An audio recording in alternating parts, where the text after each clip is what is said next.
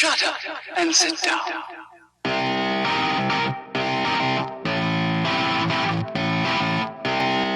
Hey everyone, and welcome back. Half of this video was shown on Paper Ghost's channel, so if you've already seen the first part and don't want to see it again, then I will leave a little ad marking on the time bar so you can see where you need to click. The intro is still the same because I like the intro very much, but I hope you guys enjoy it, and I think this will probably be my last video on Zarna Joshi. I don't want to give all my Sith fans ear cancer, so enjoy. Greetings kitties, it is I, Paper... No, wait just a damn minute. That just doesn't sound right. Hi everyone, I'm White Sith Meg.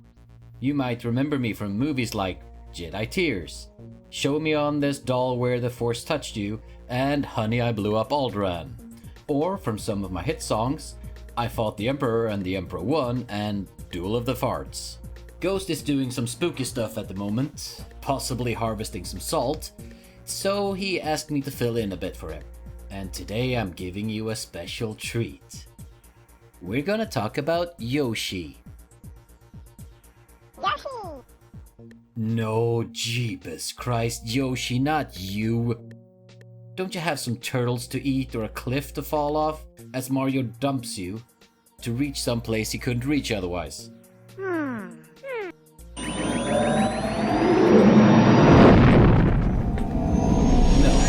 we're going to talk about a deluded woman called Zarna Yoshi. Yep, that's her, the humongous lady.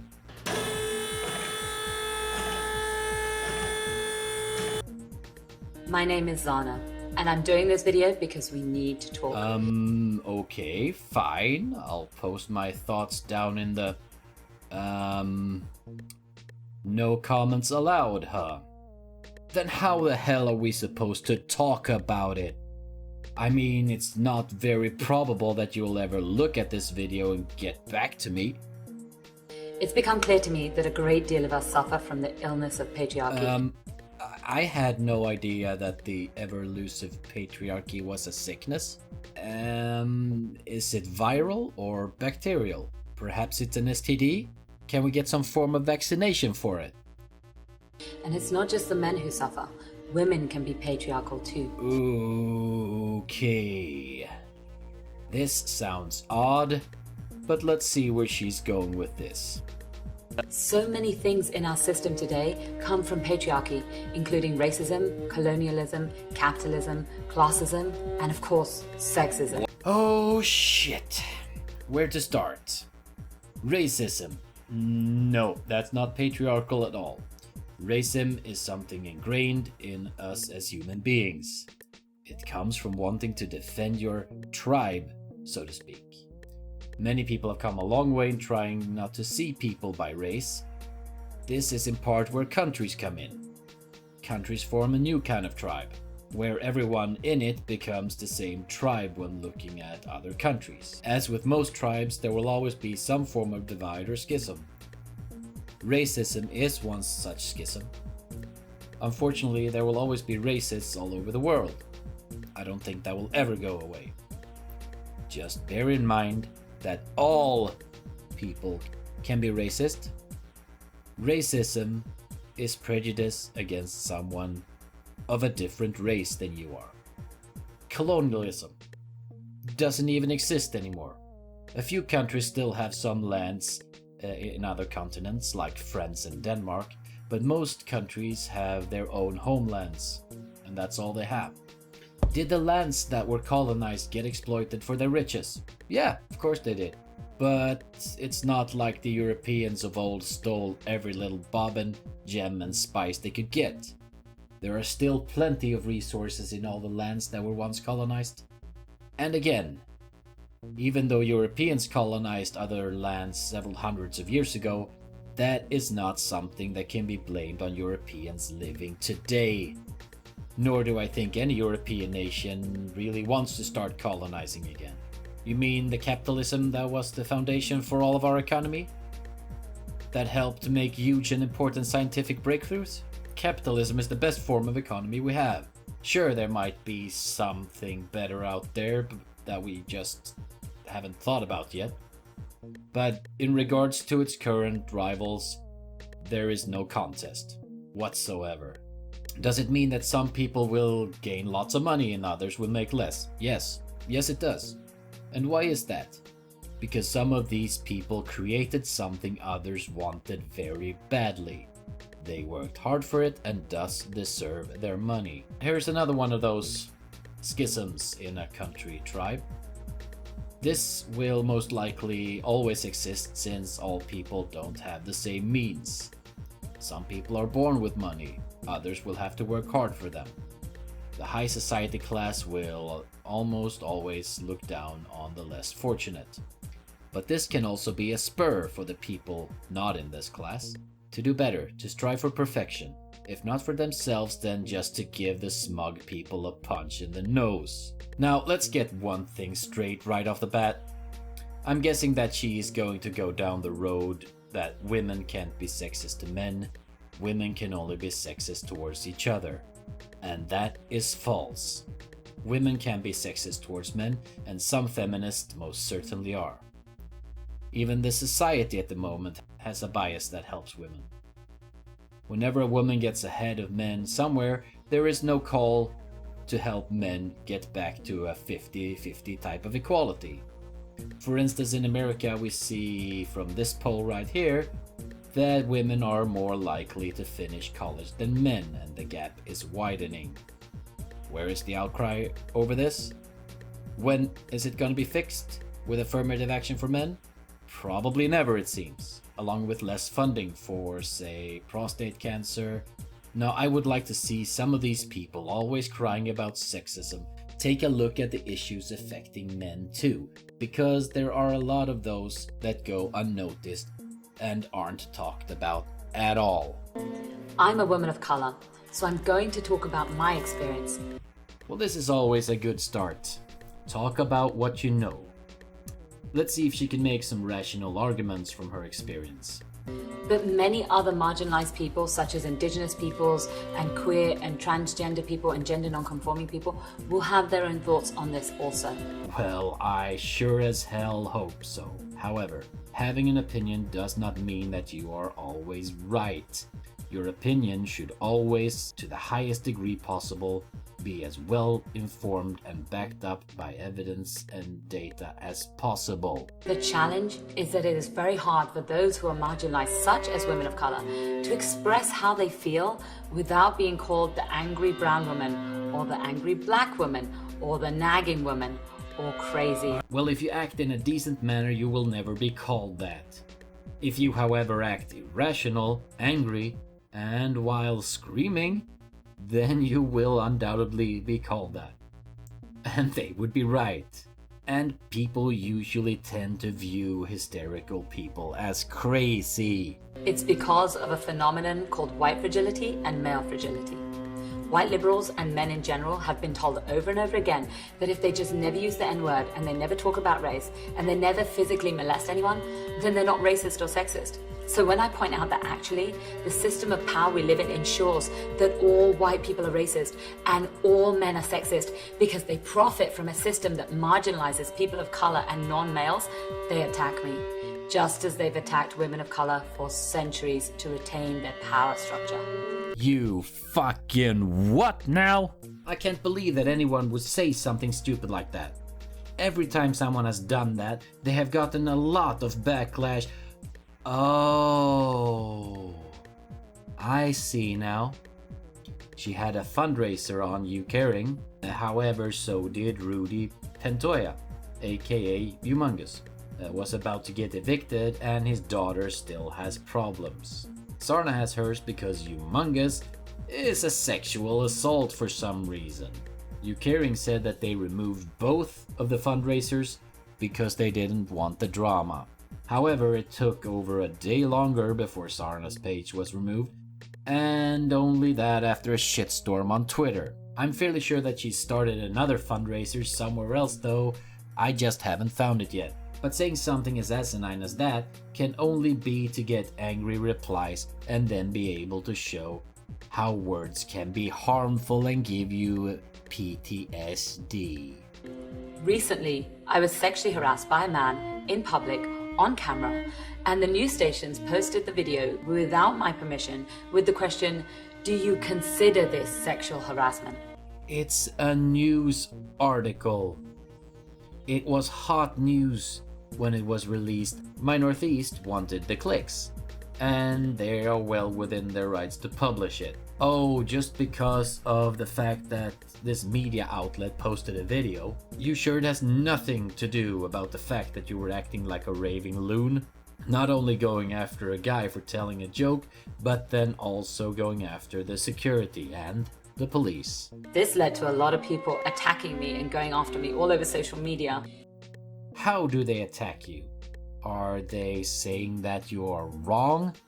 That's not an attack on you. That's just them trying to say what parts of your ideas are incorrect. This is what patriarchy does. It causes everyone to attack the victim, the one who is most vulnerable. This protects the system of power, which is male sexual dominance. Their main complaint was that I raised my voice. You are not a victim. Saying that you are belittles every goddamn sexual assault victim that ever was. How feminists allow this is beyond me. They're supposed to stick up for women. And with this, they should also denounce all damn fake assault claims. Not only does it hurt women who won't be believed in because of all these fake claims, it also hurts men. Being called a rapist or sexual attacker is not something someone wants hanging over them. So, if we're living in a patriarchy, how are you able to speak at all then? Wouldn't the patriarchy have silenced you by now? The reason it hasn't? Because it does not exist in the West. Women are as free as men here. They can pursue any career, study anything, and make their lives as they see fit. And nobody tells a woman to shut up unless she's talking non-stop or screaming her lungs out. They questioned my sanity because I spoke up. A patriarchal society wants women to shut up, and we have a long history of men confining women to mental asylums because those women didn't behave the way men wanted them to behave. This damn article is about Victorian women, almost 100 years ago. And do you think that only women went to mental institutions? No, men did too. It is because they were deemed to be a threat to either themselves or others around them. And back then, it was seemed the best way to get people cured, or at least to keep them from harming themselves. We have a long history of men saying women are crazy and emotional when they dare to speak up about abuse. We have a long history of those same men lashing out at women, assaulting them, murdering them. Okay, granted that most violent offenses are made by men. I think this is partly due to the testosterone and how our mind works. Is it right that women are assaulted and raped? Fuck no! But is it right to either belittle real assault victims by saying that someone calling themselves humongous is a sexual assault? You're actually regressing women's rights when you do that. Is it right to blame all men for the actions of these morons? Definitely not. But that is the picture that many of these high-strung people want to paint. The white cis male is the devil. Well, I mean, I know I'm evil and all, but that's taking it a step too far, I think. Because those men couldn't deal with their own emotions. So those men were furious because I screamed to high heaven about what happened to me. Even the security guards who witnessed it didn't call the cops to help me. They called the cops on me because I was making noise. Look here. If someone is calm and collective, or if it is visible that they have been assaulted, then society always works in favor of women. But you kept shouting at the security guards and blaming them too. Of course, they're going to feel that you're making trouble and perhaps even a bit nutty. So they want to keep everyone safe, hence the police. Sometimes you can get farther with a bit of honey than with a shrieking voice. And the cops arrived and demanded that I talk to them alone, all while they kept their hands on their guns. They didn't ask me if I was okay. They didn't suggest getting a female officer for me to talk to. Well, duh. You seem like a screaming nutbag, so they felt they needed to keep everyone else safe. That's why they wanted to talk to you alone. And hand on the gun is a precaution that police do in situations where they have a feeling that things could escalate. Well, perhaps there was no female officer available at the time and they wanted to keep you safe and they wanted to keep everyone else around you safe. I don't know why it's so goddamn hard to understand. They didn't give a damn about my safety.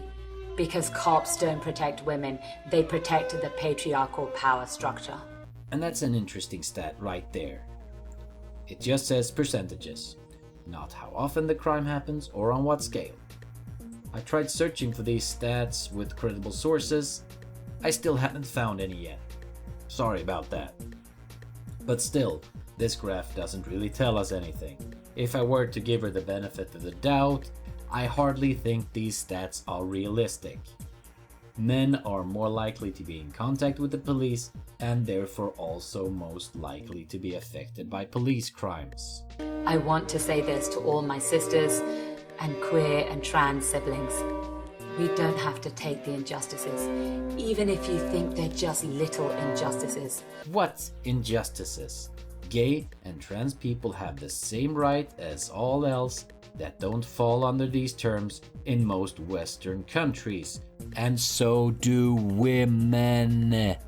Permitting those little injustices is what leads to the larger horrors of rape and violence that we all know so well. What little injustices lead to rape and violence? Give some examples, for crying out loud. Talking in riddles is not helping your case here. We have to dismantle our own internalized patriarchy. Internalized patriarchy? There is no goddamn patriarchy. There is no man card.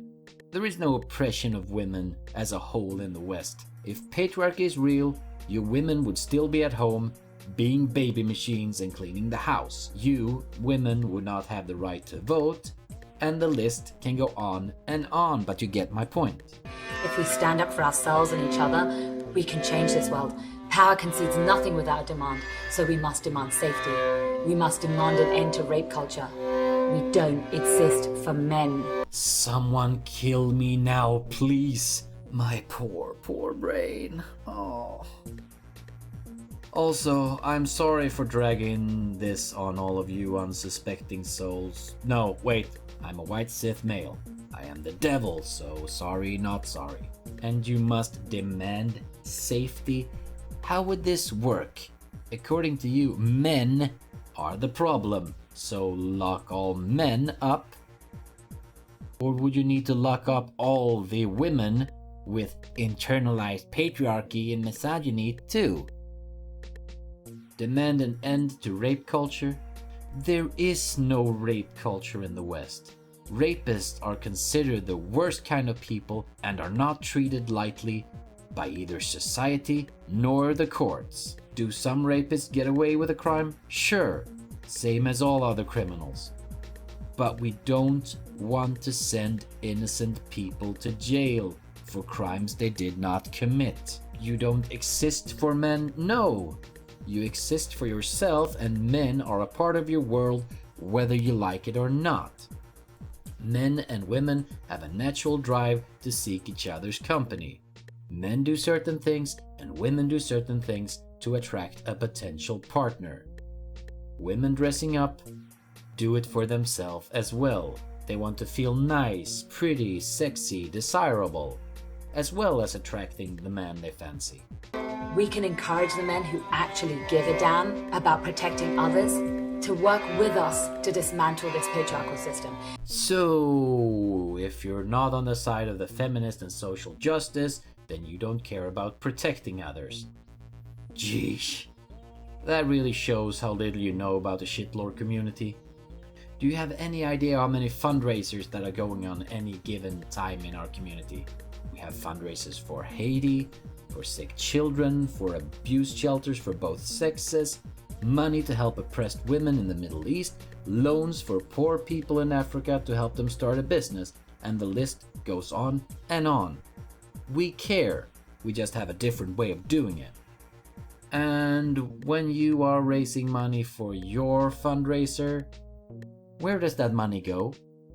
Surely not to yourself, I hope, because that would not be caring about others now, would it? Patriarchy hurts men too. It prevents them from truly connecting with the rest of us.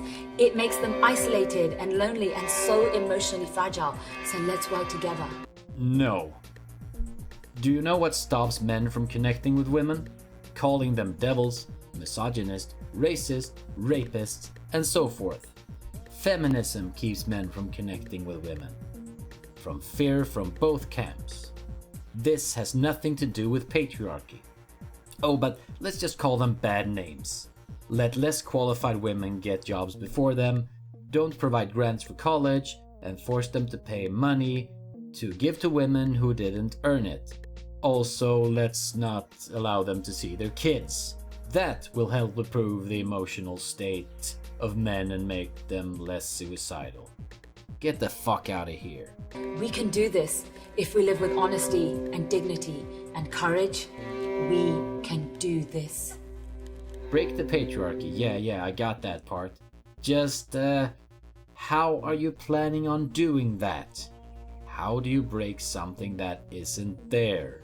If you're talking about other parts of the world, then it would make more sense. No, Zarna. You're just in this for the victim bucks.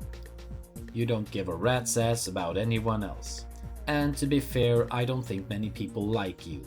Your rhetoric is degrading to men and harmful. Hopefully many people won't listen to you and get your weird ideas into their heads. Well, this was video 1 out of Zarna's 4-part series. But that is all I have for you, Sith fans. Thanks for stopping by. See you on the dark side.